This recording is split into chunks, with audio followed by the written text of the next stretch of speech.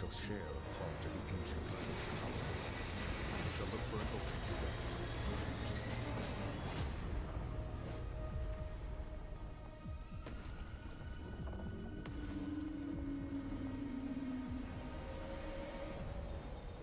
I can feel its sorrow turning into hostility.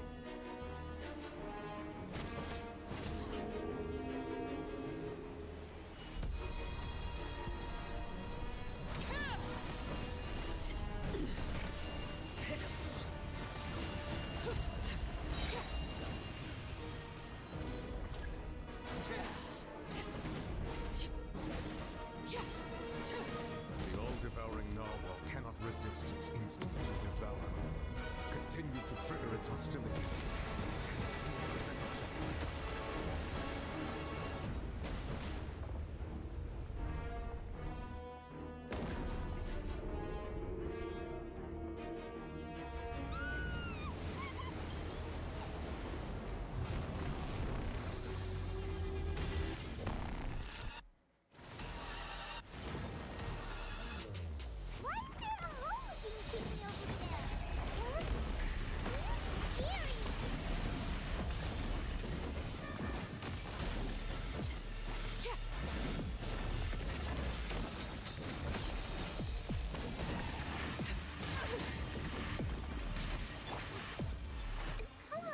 Granted you my protection. Do not fear. Seize the moment. Use my powers to suppress its root from within. Transfixed. Manifest the authority of the ancient dragons.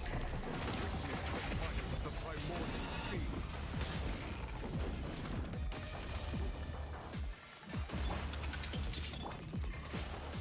Let's spark things up a little. Come a little closer. You've been a naughty boy.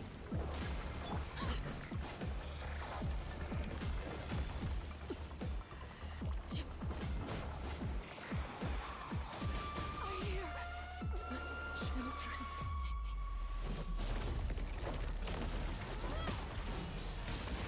Windblade!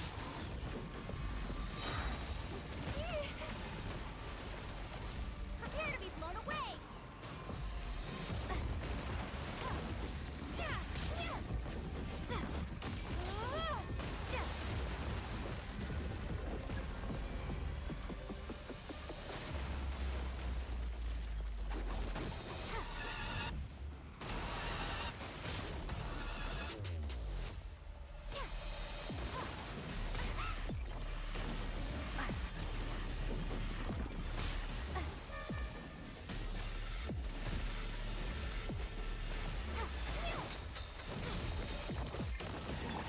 You're in.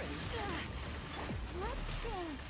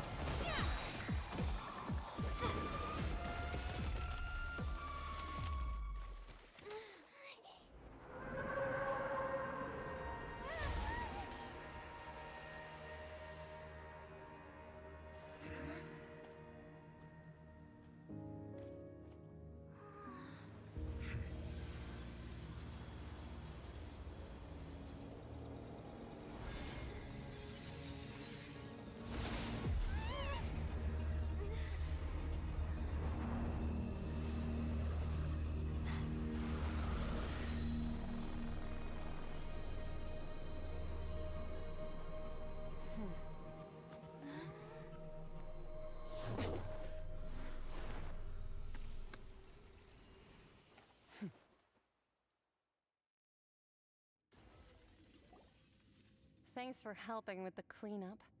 It should have been my job, but... oh well. It was just supposed to be a short private training session for me. I didn't think that my disciple and my master's pet would start brawling in the meantime. Well, actually, I had a feeling that it would happen at some point, but... That power. Who are you exactly? Paimon has an idea. From what she said earlier, she must be Child's master. Skirk, right? It's just that he gave us the impression that she was the less talkative person. I simply did not have anything to say to the weak. But you, on the other hand, managed to defeat the all-devouring Narwal without using power from beyond this world. So you may speak to me as equals.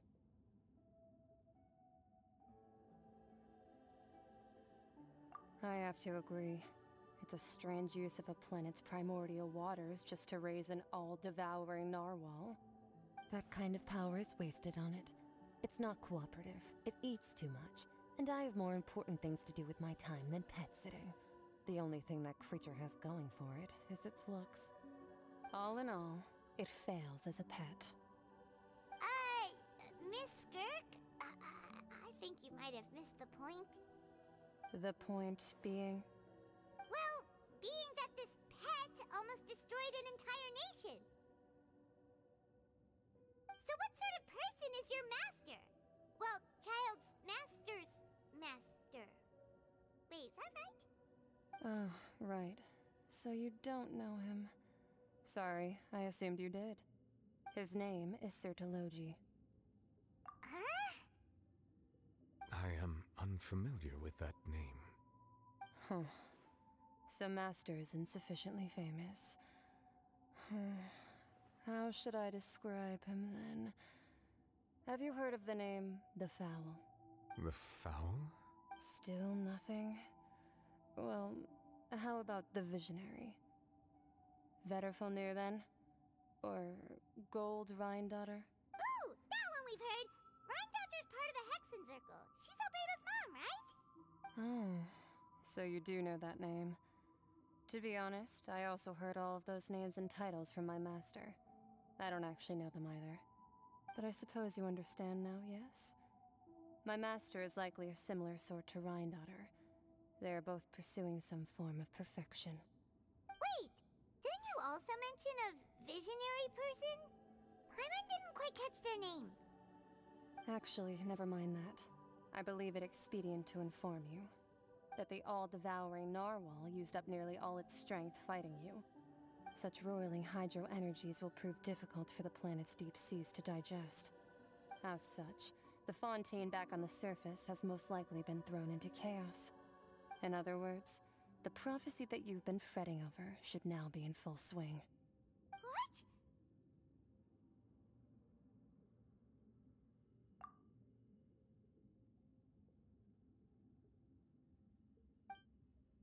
Not to worry. Focalor has already managed to deceive the heavenly principles. In the end, the people will all be dissolved into the waters, and only Farina will remain, weeping on her throne.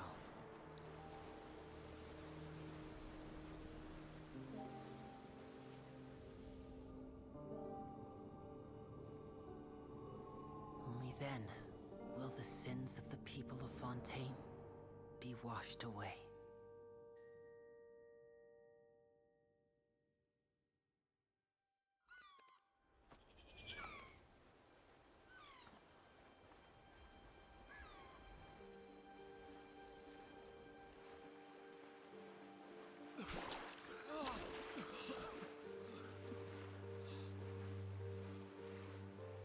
Hey! Help! Over here!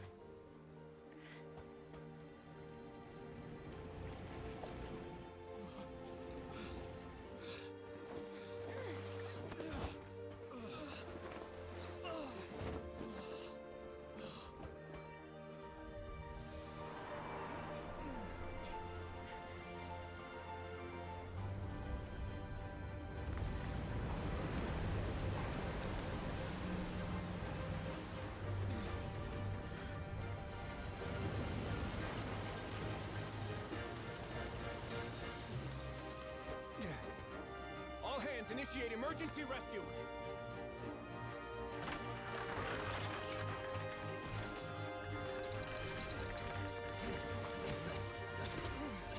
Hurry!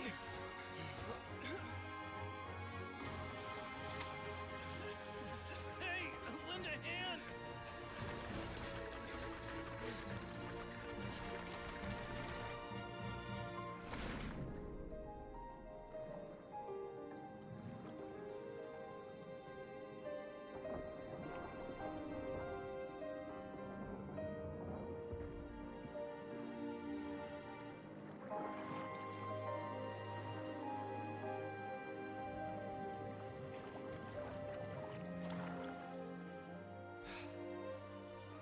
Look!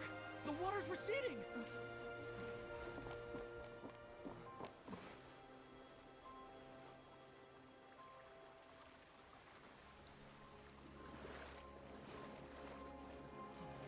It's a miracle! Water's receding. We didn't dissolve. The prophecy was wrong. The prophecy was wrong.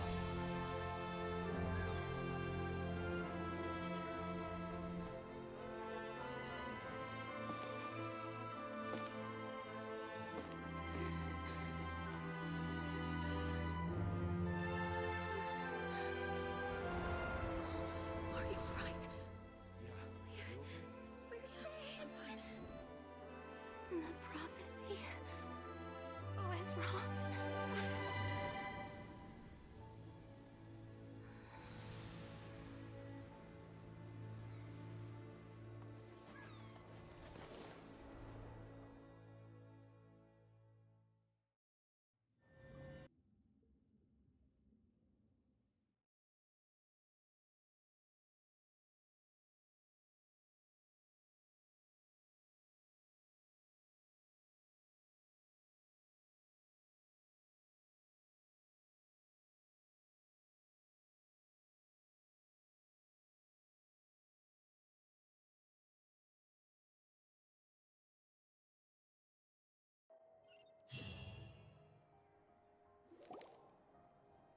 The soil renewed. The Spina di Rasula talks post-disaster rebuilding. I recently visited Poisson to meet with Miss Navia, spokesperson of the Spina di Rasula, and we spoke about Poisson's present and future. Old soil can still give birth to new bloom, Miss Navia stated. Hope is like seeing a small cookie when you're starving late at night. You just need a little of it. Skyship Winglet, lunar brain of the Fontaine Research Institute. The various disputes that have arisen on account of Mr. Edwin have suddenly become a shield over the Institute, with Jurier turning out to be a once overlooked hidden gem. People always call the first researcher mad, but few know what to call the second. And should that latter person achieve a miracle, they would find it all the harder to find a word with which to classify him and his team. Wow! Paimon barely recognizes the people in the reports. Are those really Jurier and Navia? They sound like real big shots.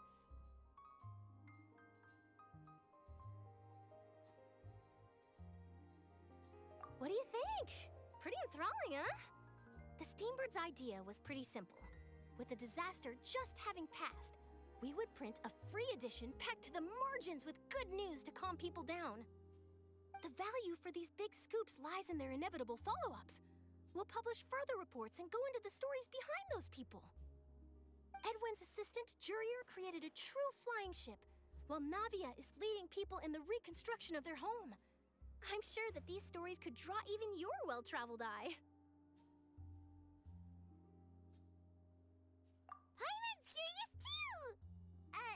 Wait a minute. Didn't we watch everything happen from start to finish? What's there to be curious about? And that's exactly why I'd like you to come conduct interviews with me. You're the best incubators of news, if you haven't noticed. And also, with you around, I'm sure I'll get to see that Duke. Are you sure? Hasn't he turned you down several times already? Oh, this time will be different. Come on, let's head to Poisson first, and then make a trip to the fortress. There are some things you'll only know when you get there.